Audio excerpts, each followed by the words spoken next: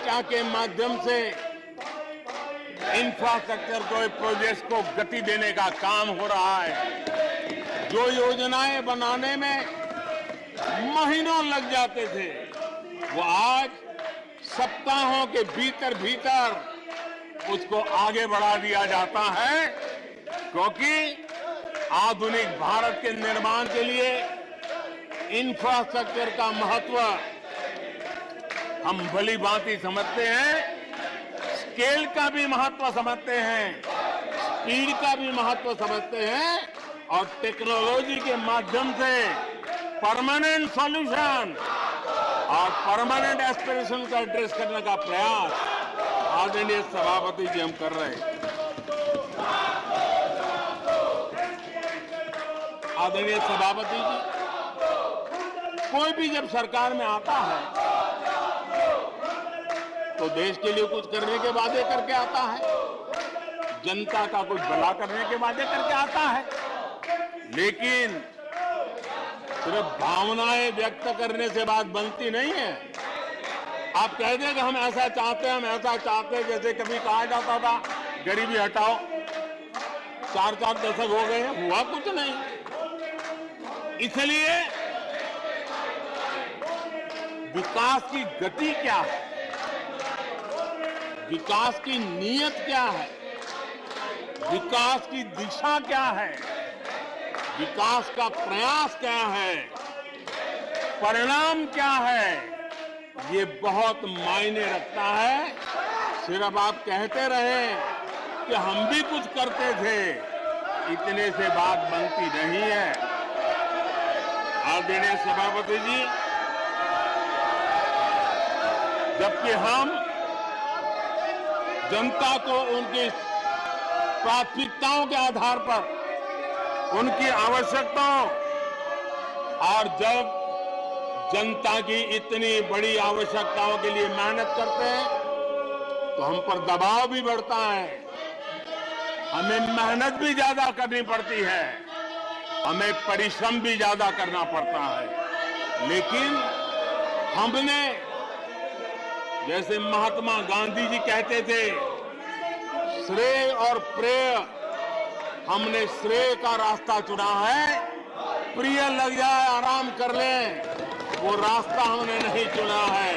मेहनत करनी पड़ेगी तो करेंगे, दिन रात खपाना पड़ेगा तो खपाएंगे, लेकिन जनता जनार्दन के एस्पिरेशन को चोट नहीं पहुंचने देंगे और उसके एस्पिरेशन सिद्धियों में परिवर्तित हो जाए और देश विकास की यात्रा को पार करे, इसके लिए हम काम करते रहेंगे।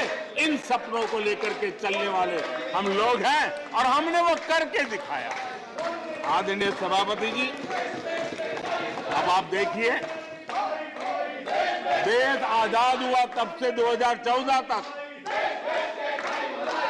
14 करोड़ एलपीजी कनेक्शन थे और लोगों की मांग भी थी। लोग सांसदों के पास जाते थे कि हमें एलपीजी कनेक्शन मिल जाए, और उस समय 14 करोड़ घरों में था, डिमांड भी कम थी, प्रेशर भी कम था, आपको गैस लाने के लिए खर्चा भी नहीं करना पड़ता था, आपको गैस पहुंचाने के लिए व्यवस्था, आप भी मजे में, चलती भी गाड़ी, काम होता नहीं था, लोग इंतजार करते रहते थे। लेकिन हमने सामने से होकर के तय किया कि हर घर को एलपीजी कनेक्शन देंगे। हमें मालूम था कि हम कर रहे हैं, हमें मेहनत करनी पड़ेगी, हमें मालूम था हमें धन खर्च करना पड़ेगा, हमें मालूम था हमें दुनिया भर से गैस लाना पड़ेगा। ये सब दबाव की संभावना जानने के बावजूद भी हमारी प्राथमिकता मेरे देश का नागरिक था, हमारी प्राथमिकता हमारे देश के सामान्य लोग थे, और इसलिए हमने 32 करोड़ से ज्यादा परिवारों के पास गैस कनेक्शन पहुंचाए। नया इंफ्रास्ट्रक्चर खड़ा करना पड़ा, धन खर्चना पड़ा। आदरणीय सभापति जी, इस एक उदाहरण से आप समझ सकते हैं कि हमें कितनी मेहनत करनी पड़ी होगी, लेकिन हमने आनंद के साथ, संतोष के साथ, गर्व के साथ इस मेहनत को किया और मुझे खुशी है कि सामान्य मानवी को उसका संतोष मिला। इससे बड़ा एक सरकार के लिए संतोष क्या हो सकता है। आदरणीय सभापति जी, आजादी के अनेक दशकों के बाद भी इस देश में 18,000 से ज्यादा गांव ऐसे थे जहां बिजली नहीं पहुंची थी, और ये गांव अधिकतर हमारे आदिवासी बस्ती के गांव थे, हमारे पहाड़ों पर जिंदगी गुजारने वालों के लोगों के गांव थे, जनजातीय से गांव थे, नॉर्थ ईस्ट के गांव थे। लेकिन ये उनके चुनाव के हिसाब किताब में बैठता नहीं था, इसलिए इनकी प्रायोरिटी नहीं था। हम जानते थे ये कठिन काम इन्होंने छोड़ दिए हैं। हमने कहा हम तो मक्खन पे लकीर करने वाले नहीं, पत्थर पे लकीर करने वाले लोग हैं। हम इस चुनौती को भी उठाएंगे, हम इस चुनौती को भी उठाएंगे। और हमने हर गांव में बिजली पहुंचाने का संकल्प उठाया। समय सीमा में 18,000 गांवों में बिजली पहुंचाई, और उस चुनौतीपूर्ण काम करने के पीछे गांवों में एक नई जिंदगी की अनुभूति हुई।